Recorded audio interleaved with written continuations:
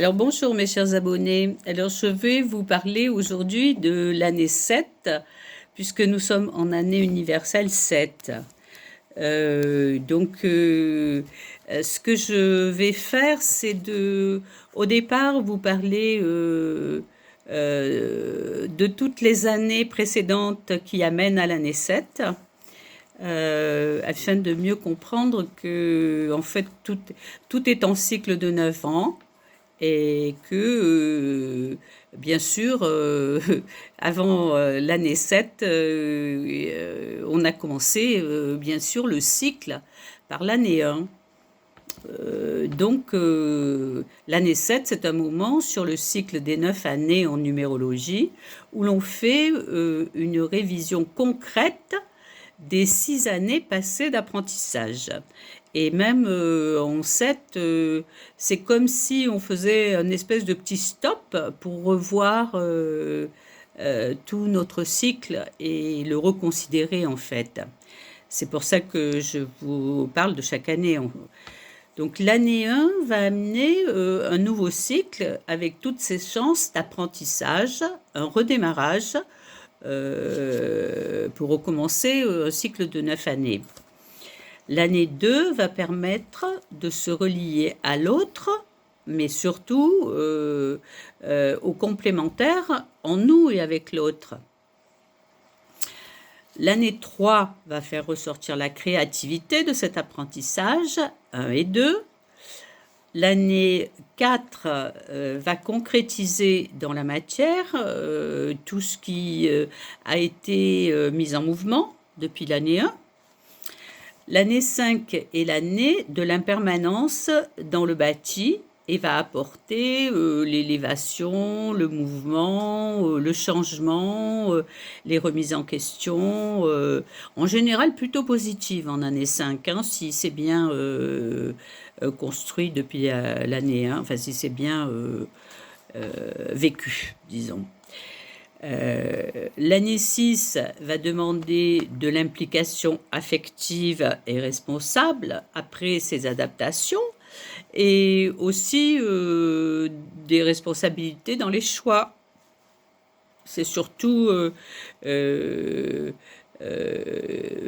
choix qui doivent être responsables et profitables à tous. L'année 7 va demander plus de sagesse et d'intériorité, de recul sur les années vécues. Elle est un point de révision. Donc nous voilà dans un point de révision et de sagesse en gros, hein, et de revalorisation un peu spirituelle de notre évolution de ces années précédentes. L'année 8 va être celle de la concrétisation, aussi bien au niveau de la santé que du matériel, aussi de qu'est-ce que c'est le pouvoir et comment appliquer ces choses dans le concret avec le 8. Et l'année 9, celle du bilan, avant un nouveau cycle. Donc tout ça nous amène à entrer dans cette fameuse année universelle 7. Alors, qu'est-ce que ça veut dire universelle? Ça veut dire qu'elle va s'appliquer à tous, contrairement aux années personnelles dont on va parler après. Et en fait, notre année personnelle va devoir faire ami avec l'énergie du 7 pour cette année, qui est l'énergie universelle de cette année. Donc notre année personnelle va être différente, mais elle va devoir faire ami avec ce 7, en fait.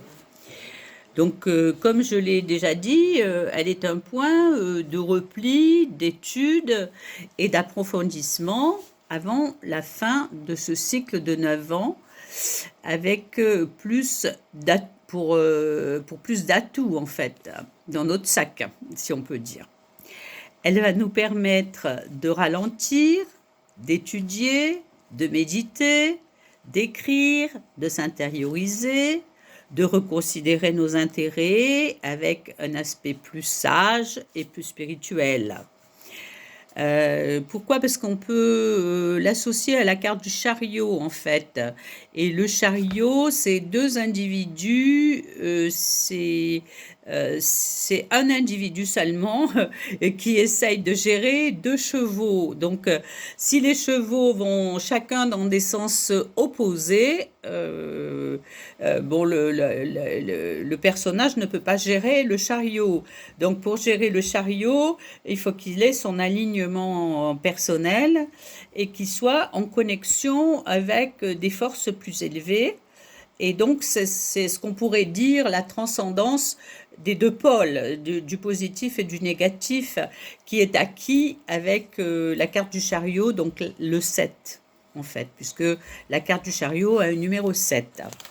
Et on dit qu'elle amène au succès, parce que le 7, en s'intériorisant et en s'alignant, amène le succès, en fait, cette année 7.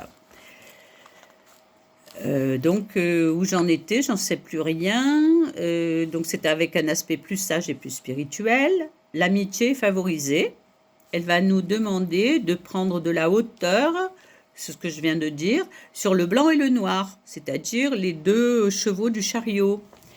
Étudier notre intériorité en recevant l'information spirituelle non duelle, c'est ce qu'on appelle un peu la transcendance, d'intégrer cette sagesse dans l'alignement et dans la gestion de nos énergies. Donc apprendre à gérer le chariot sans trop aller dans un sens ou dans un autre, en réfléchissant et en écoutant l'intuition.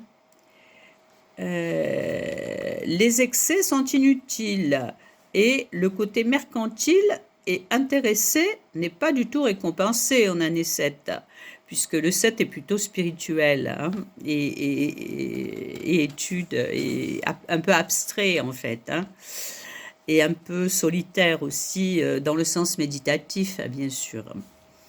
Par contre, en toute innocence de cela, des cadeaux du ciel peuvent être reçus. Effectivement, en année 7, on peut avoir un cadeau du ciel, une aide matérielle, un héritage, un amour qui arrive, enfin des choses qui ne sont pas forcément, comment on peut dire, voulu par la force, simplement un cadeau, et non mercantile aussi. Donc, nous en arrivons à l'année personnelle. L'année personnelle, c'est celle qui va jouer sur notre propre vie, à nous, notre propre cycle de 9 ans. Donc, comment calculer votre année personnelle qui va jouer avec cette année universelle 7? Elle se calcule avec le nombre de votre mois de naissance et de votre jour de naissance. Alors, nous allons rajouter le mois de naissance, le jour de naissance, et ensuite l'année universelle, c'est-à-dire cette année le 7. Donc, le mois de naissance, le jour de naissance et l'année universelle 7. On rajoute tout ça et on va tomber sur un chiffre que l'on va réduire pour qu'il soit entre 1 et 9. Donc, entre 1 et 9. Donc, si vous êtes en année 1, année de redémarrage d'un cycle, combiné à l'année 7, cela va demander d'étudier en profondeur vos nouveaux projets avec plus de sagesse, de maturité, de transcendance et d'intériorité, de recherche, d'études. Voilà l'implication que l'année 7 va avoir sur votre propre année 1. Donc, vous pouvez faire pause et calculer, bien entendu, avant de continuer sur les années personnelles où nous en sommes là, et faire pause et calculer votre année personnelle pour voir l'implication que ça va avoir avec le 7, en fait. Et bien sûr, en conférence et en interaction, c'est mieux puisque on peut tenir compte aussi du chemin de vie de la personne, hein. Et donc, c'est encore plus fin comme présentation, bien sûr, hein, comme cycle personnel, quoi. Donc, on en revient au 2. Si vous êtes en année 2, vous étudierez plus en profondeur une association, puisque le 2, c'est ça, c'est l'association. Et avec toutes les qualités du 7, la relation à l'autre et ce qui...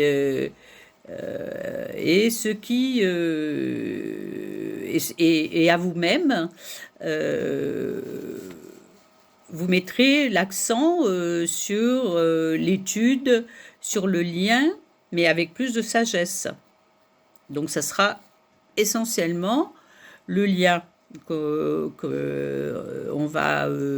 lien et l'association qui va être révisé avec plus de sagesse en année 2.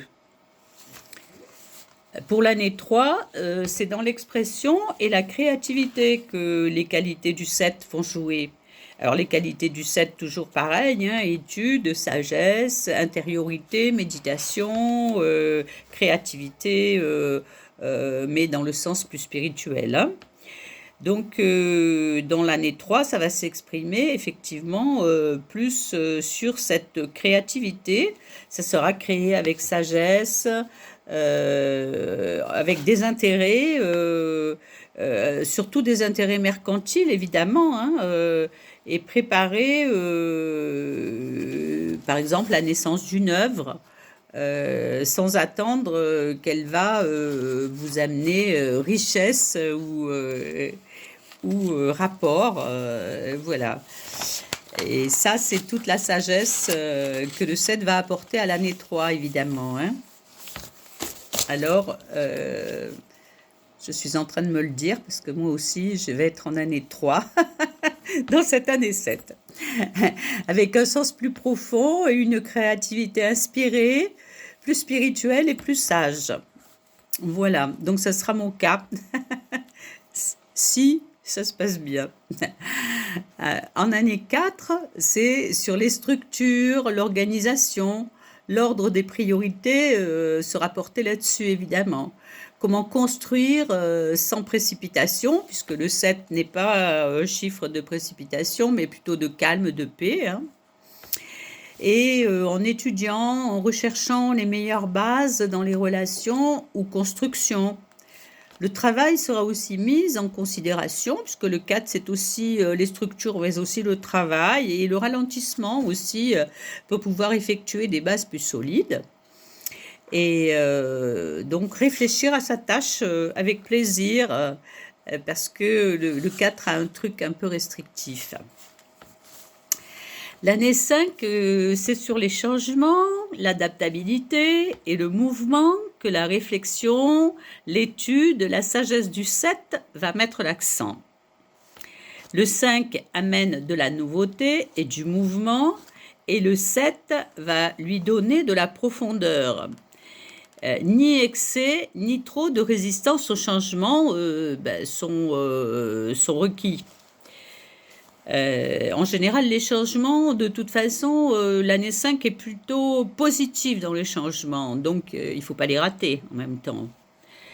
L'année 6, c'est donc sur l'affectif, la responsabilité dans les choix, que le 7 va faire sentir sa sagesse et sa réflexion. Bien entendu, bien étudier en profondeur et faire en sorte que ses choix soient sages et responsables, que ses responsabilités soient prises en toute conscience de ce que cela implique, ces responsabilités justement. Ensuite, nous arrivons au 7, dans l'année 7. Le repli, la réflexion et la sagesse seront favorisés. Il est bon de s'intérioriser, méditer, étudier. Attention toutefois à ne pas trop s'isoler ou trop croire à sa solitude, par exemple, puisque le 7, c'est quand même un chiffre qui peut faire croire qu'on est seul à réfléchir, quoi, hein, et ou qu'on est seul à un quart. Hein. Euh, donc, il faut, et c'est très favorable pour l'écriture, l'amitié, la paix. Voilà, ça sera assez renforcé et si on opte pour ces qualités, ce sera plutôt sympathique, le 7 en année 7.